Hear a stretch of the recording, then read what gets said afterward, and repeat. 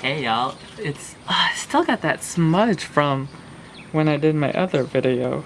Hello, it's VEDA day 11. So, I got my book here. Today I am here to do my disappointing reads of 2016 quarter one. I read 50 books, 50-ish. I only have 5 books here, but that's 10% of the books that I read, which all of these books are basically 2 stars and one is 1 star, but yeah. The majority of these books I wouldn't say high well, I should always have high expectations, but I thought at least would be good, but it wasn't. So the first book that I want to talk about is Swamplandia by Karen Russell, narrated by Ariel Siltrek and David Aykroyd.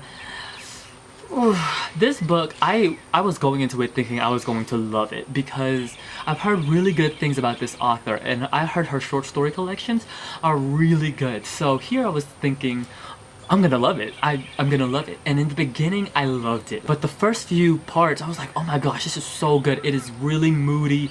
It's quirky. It's bizarre. Weird. This story is about Ava and her family, the Big Tree.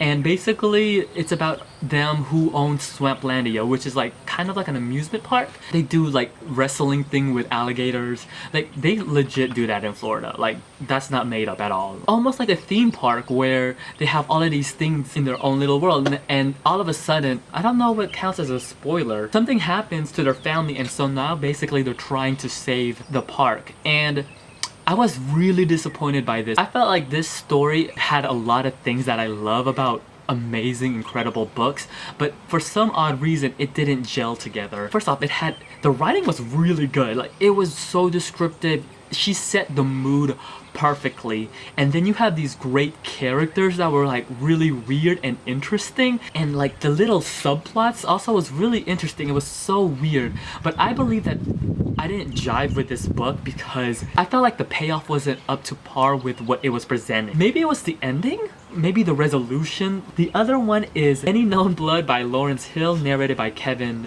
R. Free. I listened to this on audiobook.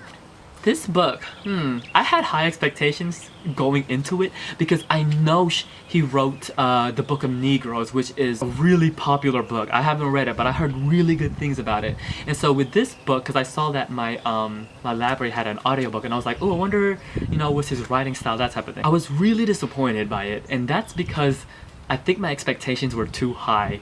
This is a generational family saga, essentially, about the Kane's family, and we follow our main character, Langston Kane V, and it actually goes backwards, which is like really cool that the story goes backwards and you get to see each of his father lived, and as him trying to find out more about his family. I wasn't excited to listen to it, which is the first sign, and at the end I just wasn't like, I had no emotions. And I talk about this all the time, like sometimes I feel that having no feeling about a book is even worse than at least disliking it, because at least when you dislike it, you know it. With this book, I just didn't feel anything. Yeah, there's that. So the next one is A Love of My Own by Elin Harris, and it's also narrated by him. First off, this book is narrated really awesomely. Like, his narration is really great. My main complaint about this story is the character development. It's a dual perspective book. It takes place with Zola and Raymond, and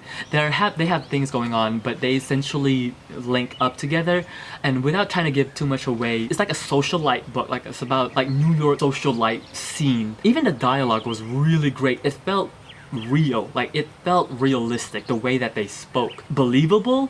I know not everything has to be believable when you read, but it seemed really credible. Credible is probably a better word. This actually got a lot of like high rating, but here I don't know what it was, but I just couldn't groove. The main thing that I had with this book was that everything seemed too perfect. Because even though the characters were in this, like, they had issues, it felt like, for me, it felt too pristine. If that makes any sense. It was just not for me, because I really enjoyed it when characters are like messed up and they go through things, and there were some parts where I actually laughed. I thought it was there were some parts where I was like, haha, it was like funny, but it had this like pristine cover over it. It was weird. The other book is The Danish Girl by David Ebershoff, narrated by Jeff Woodman. I wanted to listen to this book because the movie was coming out, and so I was like, oh my gosh, that'll be really, really exciting. So the first thing that I thought of, I was like, oh, this book is non-fiction. It has to be, because I mean, it's, when you watch that movie trailer, it says based on a true story, so I'm assuming that the book is going to be non-fiction, and it's actually not. It's pseudo non-fiction. Author basically took the basis of the non-fiction and then kind of made up stuff. I did not like this book, you guys. This book is about Einar, okay, Einar, hold on, I wrote the phonetics on here so I can pronounce it correctly. Einar Wagner, yeah. Einar Wagner, who transitioned to Lily. I thought it was gonna be like a really interesting look at a person's life and how their transition in olden days was, like how society was gonna handle it, etc, etc. Now this book did bring up some really interesting things about like how some people handled it and like what doctors and science thought about transitioning and whatnot. But then there's this, because it's essentially a love story, and I think that's what really turned me off, because you have his main love interest, Gertrude,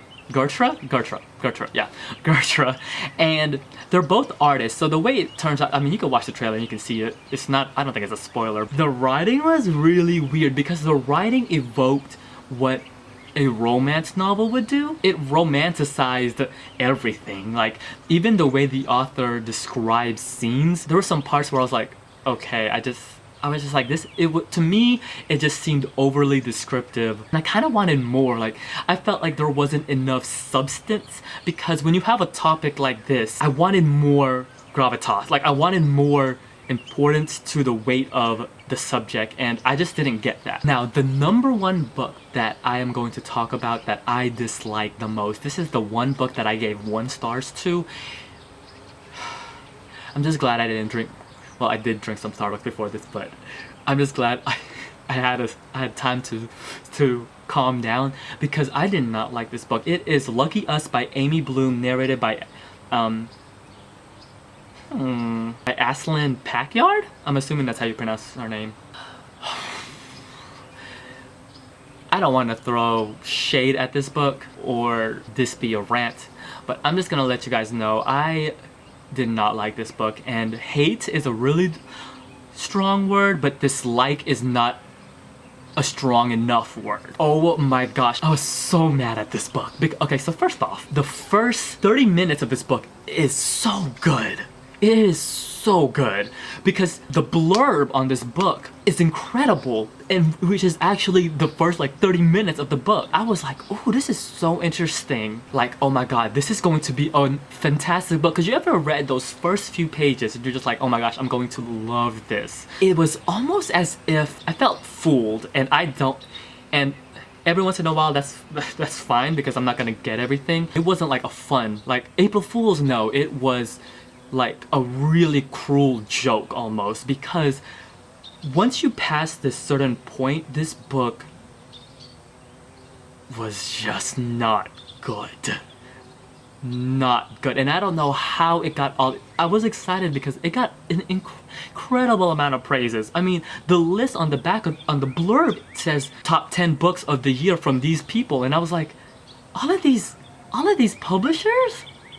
Really? I just felt really tricked, bamboozled, and I didn't like that feeling at all.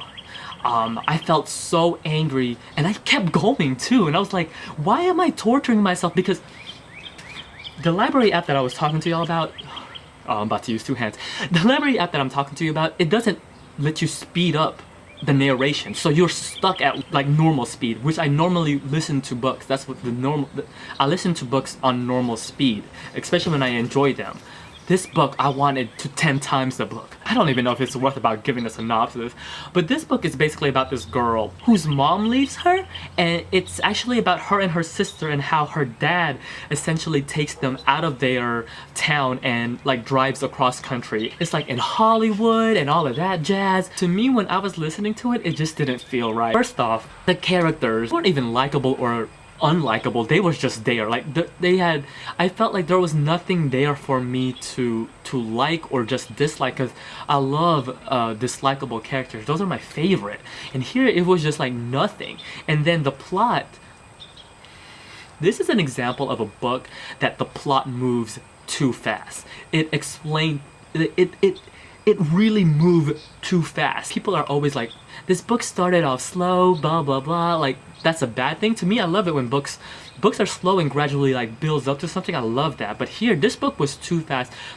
It just went from plot point to plot point to plot point, and there was this book had no substance. Like, I felt like I got nothing out of it. The themes and the meaning out of anything, like I don't know if it just went over my head. Like, maybe I didn't understand the book. This might be a book that I didn't understand, because if these publishers are putting this on their top 10 whatever, then I must have missed something.